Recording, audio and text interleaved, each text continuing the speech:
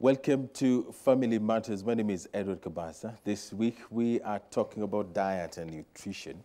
What do you need to eat and what should you avoid? If you've been following some diet regime, then probably this is a discussion for you so that you can get to know what exactly needs to go into that particular diet. There are those people who are asking themselves, what do I eat on Monday, Tuesday, or even on Sunday? In studio tonight, I am joined by the Chief Executive Officer of the Kenya Nutritionists and Dietitians Institute, Dr. David Okeyo. Is it important to say doctor? Doctor, yes. Not a medical doctor, all right. But a doctor of philosophy. Okay, Yes. thank you very much. Yes. Who is Dr. Okeyo, and what do we need to know about you? Okay. Just an elaborate Dr. Okeyo, isn't it? Yes. Okay, Dr. Okeyo is a nutritionist by profession. My background is actually community nutrition, and I also have a background in public health. All right. So formerly, I was a lecturer at Maseno University for over 10 years before I joined the current institute, which is the Kenya Nutritionists and Dietitians Institute. Not so many people know about KNDI. Yes. Why so? KNDI is actually a regulator, which is among the 13 now regulatory boards within the health sector. Mm-hmm. And it came number 8. It was enacted by Parliament through an Act of Parliament, which is number 18 of 2007. It is called the Nutritionists and Dietitians Act. Mm-hmm. In the Kenyan law, it is found in Chapter 253B. Its mandate was to regulate the practice and the profession of nutrition and dietetics, as well as train nutritionists and dietitians to deliver services. And it also extends the mandate to regulation of standards of food and nutrition practices in Kenya. Okay. That was in 2007. That was in 2007. Yes. For you to be employed Yes. as a CEO, you must have a background in nutrition and dietetics. and diet. Yes. I read the act. But there is a lot Yes. that goes into what you do. Yes. Partly a regulator, and partly, do you practice privately? As a professional, I practice because Okay. I am licensed to practice, Okay. other than being a CEO.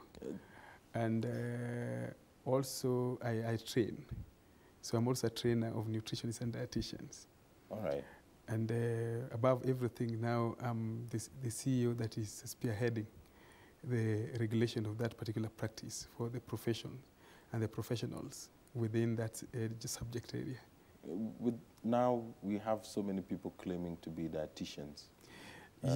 Yes, and I think that is why we must really make the public to be aware of the difference between nutrition, dietetics, mm-hmm. and also quackery. Those who purport or masquerade to be nutritionists, where do they fall?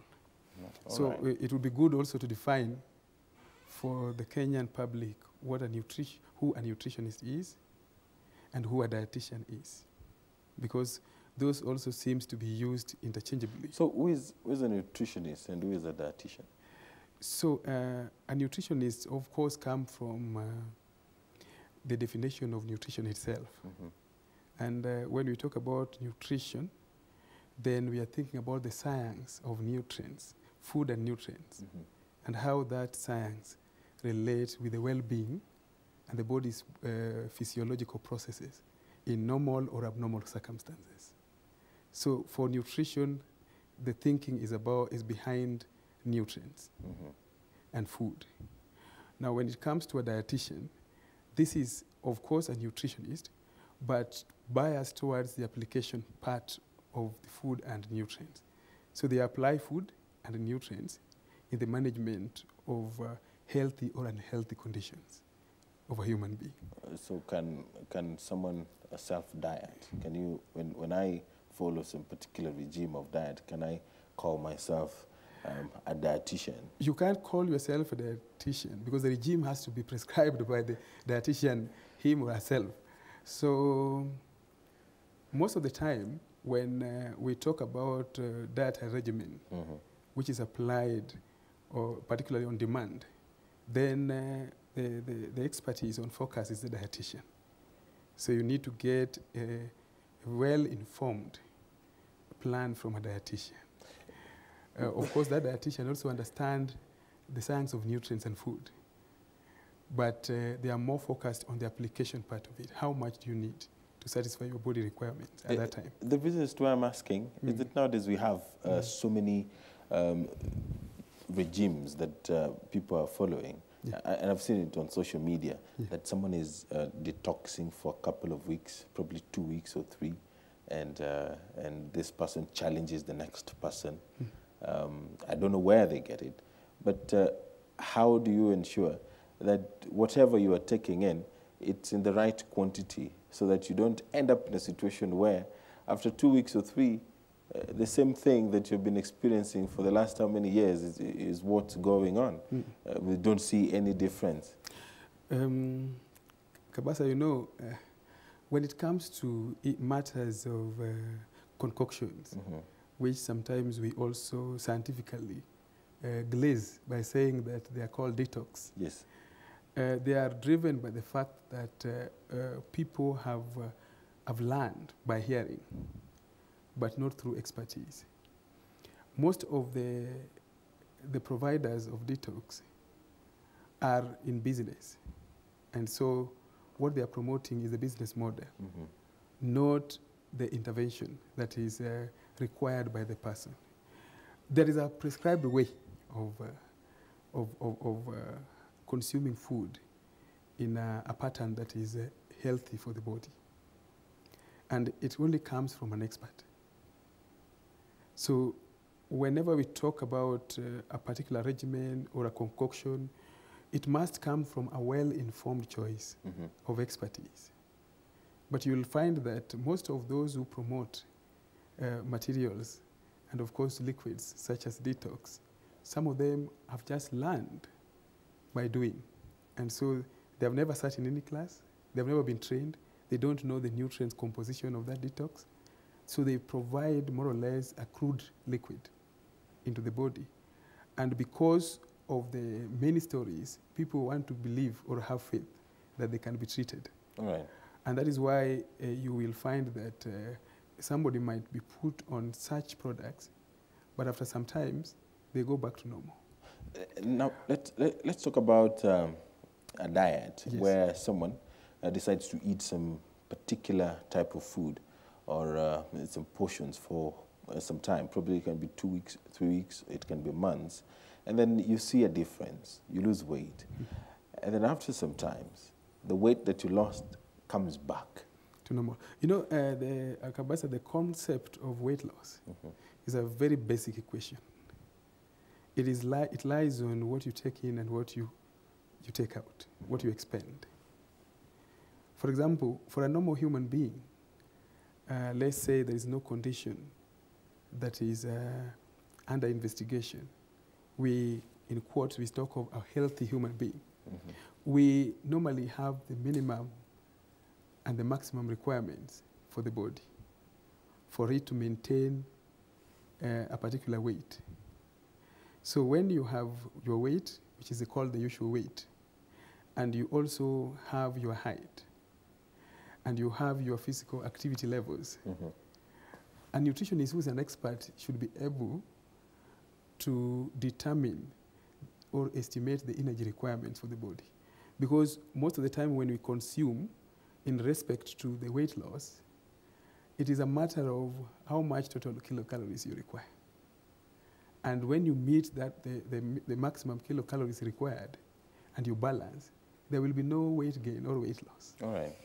For example, if your kilocalories required, like the way I see you maybe, is 2,700 kilocalories, what we need to do is just to find out as dietitians what you require in terms of the ratios. And most of the time, the ratio is very clear from the experts, because we know you need between 55 to 60 carbohydrates. And then you need like 15 to 17 grams of protein. Okay, so you see that ratio, and then we need maybe 38 grams of fat. So that ratio needs to be maintained within the kilocalories required. So let's talk in terms of budget. Yes. Let's say I have, for example, 200 shillings. Yes. And I need to eat a balanced diet. Yes. For example, for lunch. What do I buy?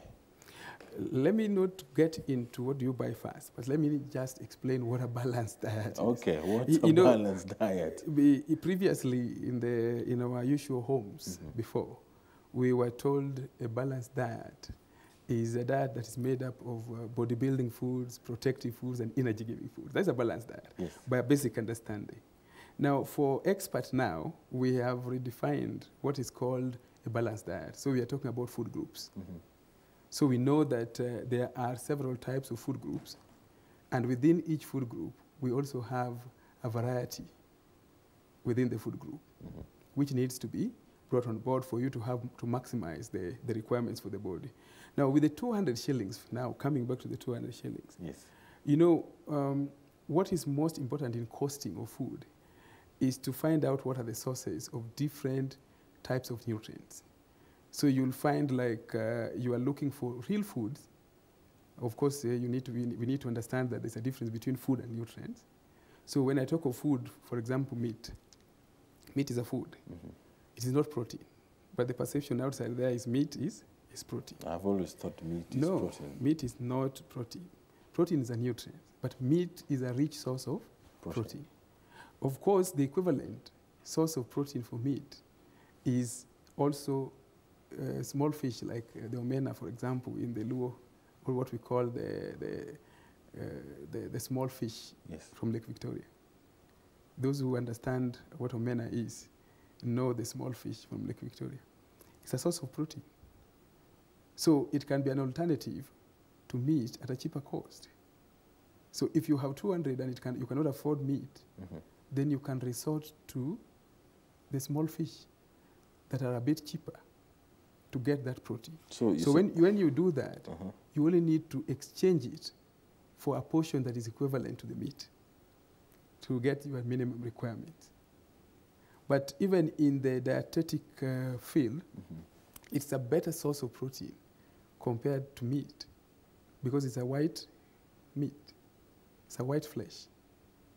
So fish is a better source of protein when it comes to risk, high risk.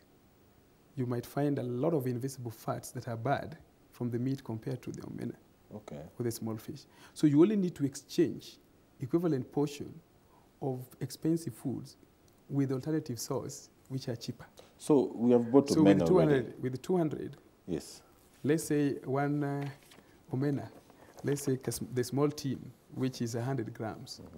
That's around 40 shillings. It costs around 40 shillings. Yes. We are remaining with 160. That has given you a good source of protein and also a good source of calcium when it comes to micronutrients. Let us only use those two. Of course, those are not the only sources we get from nutrients we get from omena. So let's have those two. Yes. Then you know that you need carbohydrates. Most of the time in the food grouping, the cereals and starches form the biggest share of the intake. And that's why I was talking about 55 to 60% of the overall total meal required. So for you get some.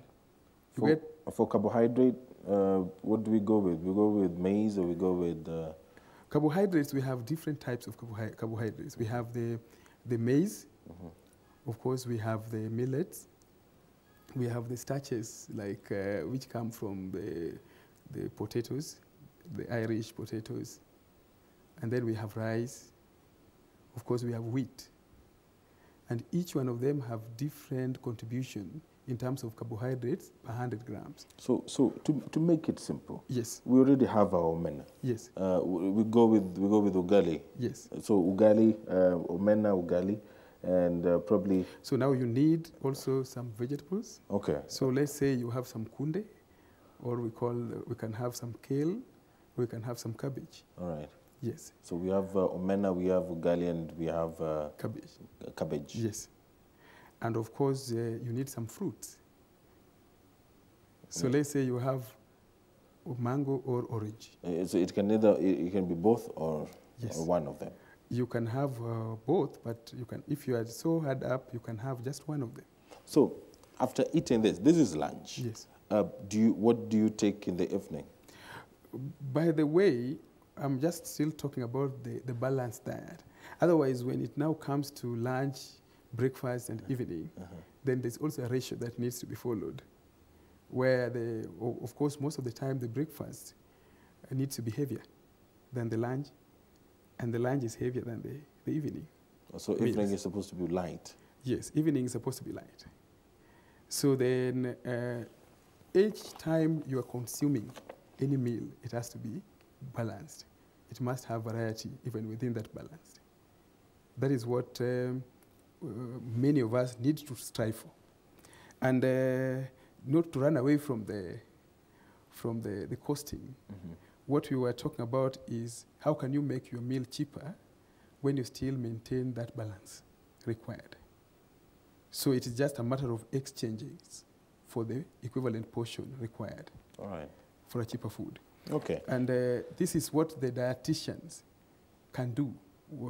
In our training, we have those we call food service diet therapists who are supposed to focus on exchanging those particular food and educating the public and, of course, families for that matter, or households, on how they can apportion and get the same equivalent as what they would have had if they were focusing on highly expensive foods. Okay. Yes. Let's now talk about food supplements, because some say that this is the fastest way of getting so much out of the normal food that you would have probably, taken. And we have seen the introduction of so many companies, or the entry of so many companies in Kenya offering such, such products. And they've recruited a number of Kenyans. They're masquerading as dietitians and nutritionists, but some say that they're just in it for the money. How much can they make, and how many Kenyans can be convinced into buying into the idea?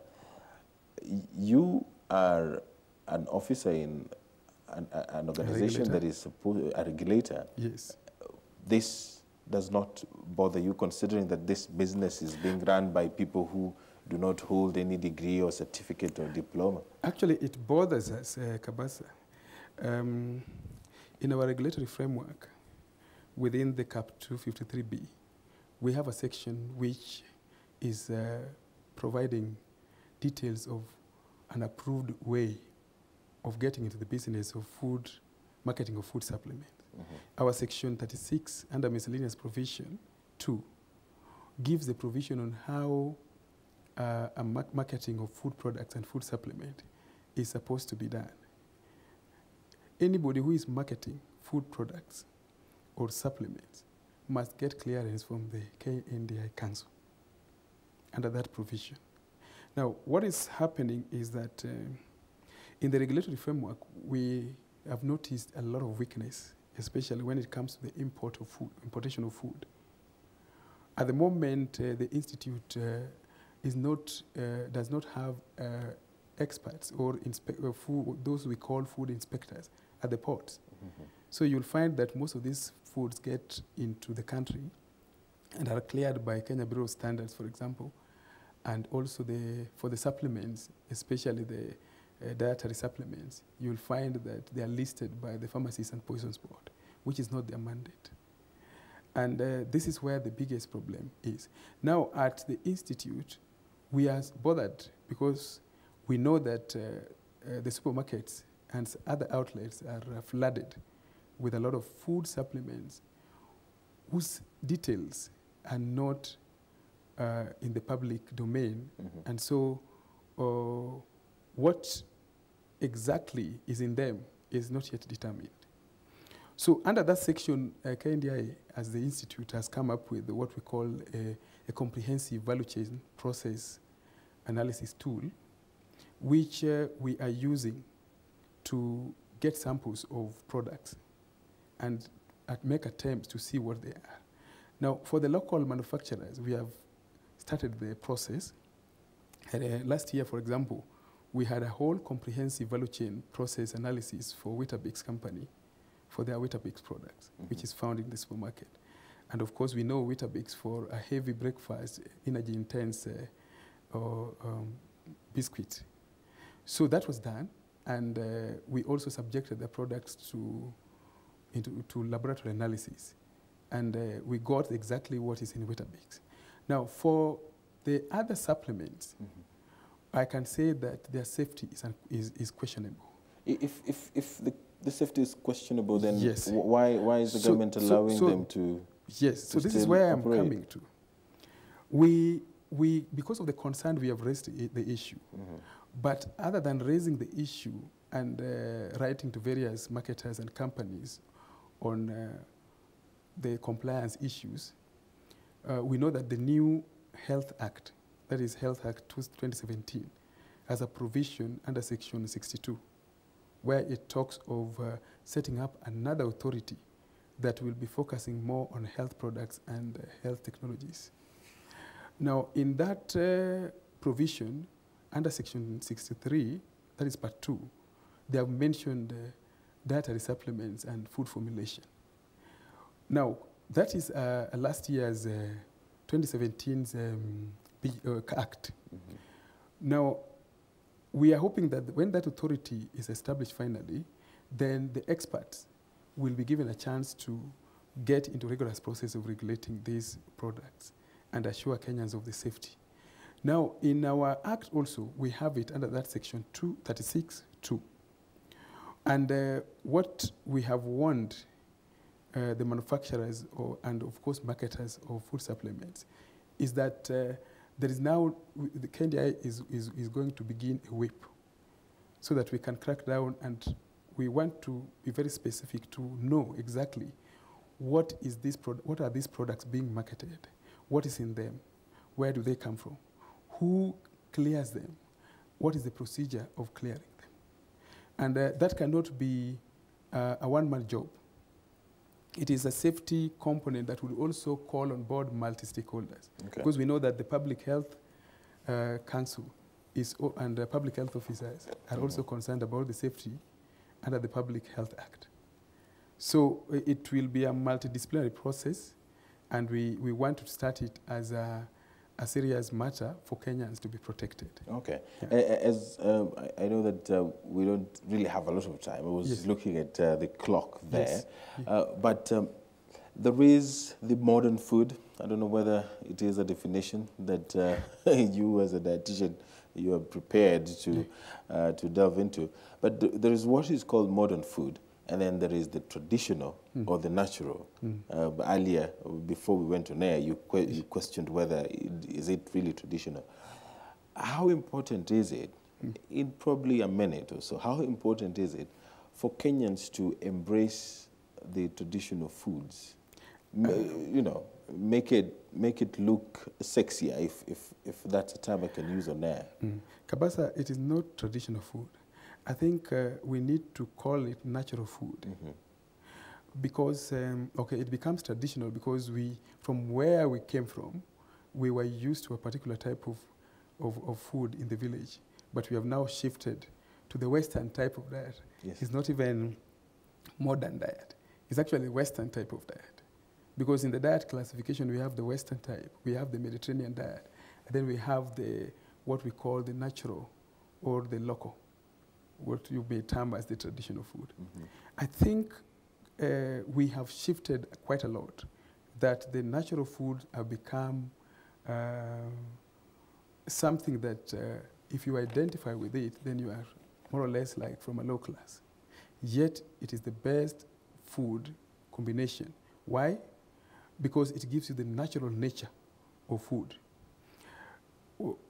The combination of natural food, let me give you an example. Githeri, for example, is a natural food. It's a common dish for the people from Central. I'm sure no lady would want to go out with you and you take her to eat githeri. No way.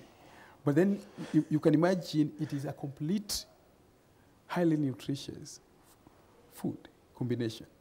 But we are running away from it. Why? Because we have adopted the Western culture. And this is why now we are coming up with a lot of symptoms which are, of course, we call them health risk. That's why the NCDs are cropping up. Because we have shifted from the natural food that will provide us with adequate nutrients, but with less risk. And we have now moved to the Western type of diet, which is made up of high-calorie, rich food products. And when you talk of high-calorie, rich food products, then we think of obesity as one of the potential outcome of such diets. And where there's obesity, then there are other risk factors. There are other diseases that can crop in. For example, diabetes, you can have hypertension, and of course, cancers are coming up with us because of the preservatives in the Western type of diet. So if we go back to the usual diet and the natural diet, and go back to the field and assess the value chain from production to the table, and ensure that we encourage the Kenyan public and of course families to embrace the natural food, then probably we will reduce a good percentage of the NCDs in this country. Okay. Yes. And finally, there are diseases. Yes. We know we've talked about cancers and we've talked about diabetes. Yeah. Acidity, yes, which has a direct link to what we eat. Yeah. Do you think that, for example, 50 years ago, our grandparents used to suffer from acidity? Of course, if you compare the percentage previously and the current percentage, we are actually moving at a very, very high risk population on matters of acidity. Of course, acidity is some people would describe it as ulcers, Yes. And it is all about what we consume. And the etiology of acidity comes around the weight. You'll find that weight and fat. Actually, what aggravates acidity are fatty foods, for example, and increased weight. And when you talk of increased weight, we think about the pressure in the stomach. So most of the time when pressure builds up, then chances are that it weakens the upper part of the stomach, the sphincter, which opens up and acid flows to the esophagus. That's why we feel the burning sensation. Okay. Now, the increased weight comes as a result of consuming high carbohydrate-rich foods, which then enhances your quick weight gain, and of course, reaching to the level of overweight and to some extent obesity. And once you have obesity, then you are sure that the risk of acidity is high. So to work harder and reduce the acid levels, especially for those who suffer from the reflux, is weight loss, and of course shifting the dietary pattern to reduce carbohydrate intake. Not to eliminate, but to reduce carbohydrate intakes. Okay. When that happens, then the stability comes in. So that means less ugali, less sweet potatoes or potatoes, less By the bread. way, you should know that when it comes to sweet potato and ugali is worse when it comes to carbohydrates, because it's highly carbohydrate rich compared to sweet potato. I think, yes. Of course, this is a conversation that would go on and on. Yes. But what I think should come out is that before you start detoxing, you need to consult a dietitian.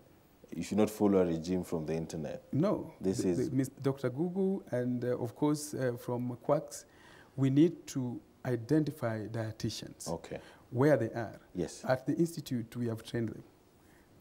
And we have also clinical nutritionists. Oh, wow. So these are the experts. But then what probably I may want to sound a warning to the Kenyan population, especially those dealing on these matters, is that the regulator is watching, and very soon we are going to crack down those who dupe the Kenyan public. All right. Yes. That does it for us. Thank you very much. Thank you so much. Dr. Okeyo. Thank you so much, and we hope that we will still continue with this discussion later on. All right. Yes. And that's Family Matters, 4 to 9, and of course every Sunday, coming to you after the news at 9. My name is Edward Kabasa. On behalf of the team here, have yourself a very wonderful week ahead.